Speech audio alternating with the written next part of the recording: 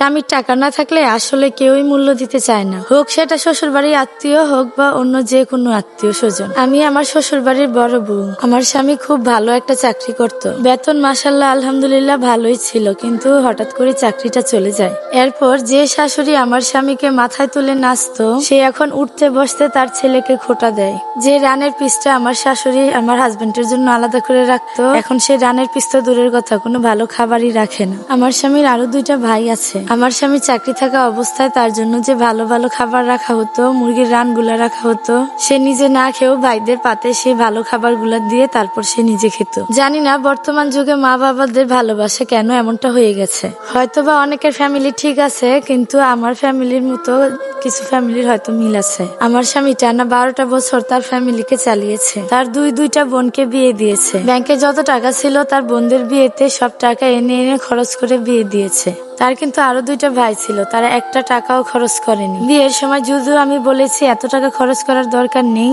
তোমারও তো একটা সংসার আছে, কিছু টাকা খরচ করো আর কিছু টাকা ব্যাংকে রেখে দাও। তখন আমার স্বামী আমার একটা কথাও শোনেনি। তখন আমায় বলেছিল বোনদের তো একবারই বিয়ে দিব, বারবার তো আর বিয়ে দিব না, তাই আমার যতটুকু সাধ্য আছে আমি দেওয়ার চেষ্টা করব, বাকি ভাইরা দিলে দেখ, না দিলে না দেখ। কিন্তু আফসোসের বিষয় কি জানেন, তার বড় ভাইয়ের আজকে কোনো চাকরি নেই। যে ননদরা যে কোনো কাজে যে কোনো কথাবার্তা আমাকে জানাতো, ভালো খবরগুলো আগে আমার সাথে শেয়ার করতো, আজকে সেই ননদরাই আজকে আমার সাথে কোনো যোগাযোগ রাখে না। আমার ননদের কাছে অন্য ভাইয়ের বউরা এখন অনেক ভালো হয়ে গেছে, সেই ভাইরা এখন খোঁজ খবর নেয়, সেই ভাইয়ের বউদের সাথে এখন ভালো যোগাযোগ সম্পর্ক রাখে। আমার স্বামী টানা 12টা বছর কাজ করে ছোট 2টা ভাইকে মানুষ করেছে, পড়াশোনা করিয়েছে, তাদের ভরণ পোষণটা আগে দিয়েছে। আমি যে বউ আমারটাও আগে দেয়নি, তাদেরটাই আগে দিয়েছে, কিন্তু এটা নিয়ে আমি কখনোই মন খারাপ করতাম না।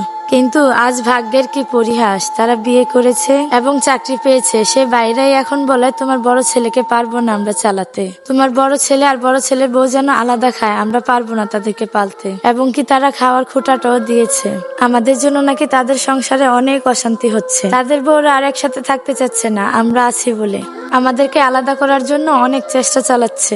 এবং কি আমার শাশুড়ি এসেও বলে তোদের জন্য আমার মেজু বউ ছোট বউ থাকতে চাচ্ছে না, তোরা কেনই বা চাকরি করছিস না, আর কেনই বা আলাদা হচ্ছিস না, তোদেরকে আর কতদিন দেখবো। আমার মেজু দেবর যখন বিয়ে করেছিল 3 বছর টানা সে বেকার ছিল, তখন ওই অবস্থায় কিন্তু তাদেরকে আমার হাজবেন্ডই চালিয়েছিল, তাদের খাওয়া দাওয়া পোশাক পরিচ্ছদ সবকিছুই কিন্তু আমার হাজবেন্ড দিয়েছিল। এত কিছু করার পরও এখন আমাদের শুনতে হয় আমাদের জন্য নাকি তাদের ঘরে অশান্তি হচ্ছে। তাদের যে এই সুখের সংসার, এক কথায় বলতে গেলে আমি আর আমার হাজবেন্ড মিলেই তাদের এই সুন্দর সুখের সংসারটা গুছিয়ে দিয়েছিলাম। তারা যখন বিয়ে করে ঘরে আসছিল, আমার শ্বশুর শাশুড়ি তাদের মুখটাও দেখতে চাচ্ছিল না, কারণ তখন আমার মেজু দেবর বেকার ছিল। আমি আর আমার হাজবেন্ড মিলে আমার শাশুড়িকে মেনে নেওয়ার জন্য অনেক রিকোয়েস্ট করি। সংসারে আসার পর তাদের সব জিনিসপত্র আমি আর আমার হাজবেন্ড মিলেই গুছিয়ে দেই। যাদের জন্য এত সুন্দর সংসারটা পেলো, আজকে তাদেরকেই তাদের কাছে বোঝা মনে হচ্ছে, খাবারের খোঁটাও দিচ্ছে, একসাথে থাকবে না বলে কত যুদ্ধই যে চলতেছে। যেহেতু আমার হাজবেন্ডের এখন চাকরি নেই, তার কাছে তেমন টাকাও নেই, আমি আমার বাবার বাড়িতে জানিয়েছি কিছু টাকা দেওয়ার জন্য। আমি যেই পরিমাণ টাকা চেয়েছিলাম তাদের কাছে থাকা সত্ত্বেও তারা আমাকে সেই পরিমাণ টাকা দেয়নি।